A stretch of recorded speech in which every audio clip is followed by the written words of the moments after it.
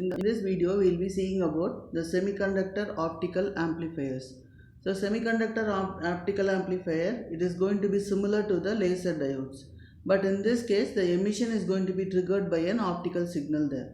So, here we can say that your semiconductor optical amplifier can work for any wavelength, and it is going to have a high integration, compact, and as well as it is going to have low power consumption. So these are the advantages of your semiconductor optical amplifier there. But the disadvantage wise, if I am going to see, it is going to have a gain fluctuation with the signal bit rate there. And there are chances of crosstalk between different wavelengths. So here we have two types of semiconductor optical amplifier. One is Fabry-Perot, or it can be traveling wave amplifier. So here the basic operation, when I am going to see, we are going to take a device where this device, an electric current is going to be passed through the device. So when electric current is going to be passed through the device, inside the device the electrons are going to be present, where the electrons are going to be excited in the active region there.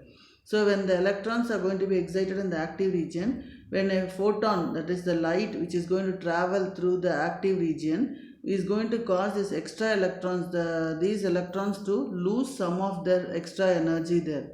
So and it is going to be in the form of photons, which is going to match the wavelength of the initial ones. So here in this case, an active device is going to consist of electrons. When electric current is going to be passed through the active device, the electrons inside the active device are going to be excited, and when a weak signal is going to enter into the active device, the energy, that is the electrons which are excited with higher energy will shed off the extra energy, and it will match with those of the incoming signals. So in this case, we can say that the energy will be passed from the electrons to this incoming signal energy there. So here in this case, the signal will be amplified, and we are going to have an amplified signal output. That means then gain is going to be experienced by the weak signal that is going to enter inside the active device. So when I am going to go for your semiconductor optical amplifiers amplification process, initially a semiconductor, we know that it is going to consist of a valence band and conduction band there. So at thermal equilibrium, we can see that the valence band is going to have a number of electrons, that is, it is going to have a higher population there. So it is going to consist of electrons and holes. So here under population inversion condition, so population inversion condition is when a current is going to be injected and the light signal is going to be focused on the semiconductor material, the electrons will move from the conduction band to from the valence band to the conduction band there. So in this case, the population is going to be moved from valence band to the conduction band. So now your population inversion is going to be achieved by forward biasing the PN junction there. So when I forward bias it, the electrons and the holes move, and we are going to see that more number of electrons and holes are going to be present in the conduction band. So here the external pumping. So here how we are going to have is the external pumping injection. The pumping injection is going to create the population inversion. So when an external pumping injection is going to be done, what happens is the power from this the power from this wavelength which is going to be injected is going to be transferred into the wavelength that is going to be already present inside the fiber there. So in that case, we can define that pumping action with the help of your rate equations there, where your rate equations is nothing but dou n of t. This dou n of t by dou t is equivalent to Rp of t. So Rp of t is nothing but the pumping rate, and Rst is the stimulated emission, and your n of t is the electron density, and tau r is going to be the combined time constant there. So here we are going to see that your Rp of t is equivalent to J of t. J of t is nothing but the current density divided by the charge that is going to be developed into the distance between the active layer thickness.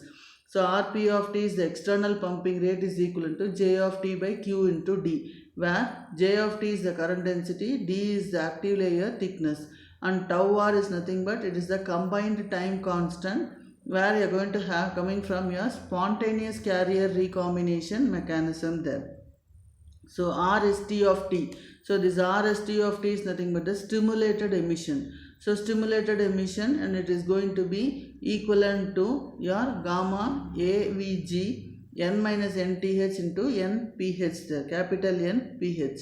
So where I can approximate this as G into Vg nph, where Vg is nothing but the group velocity of the incident light, gamma is going to be the optical confinement factor, this alpha value is going to be the gain constant, nth is going to be the threshold carrier density, nph is going to be the photon density. This G is nothing but the overall gain per unit length. So this equation I can approximate it to overall gain per unit length.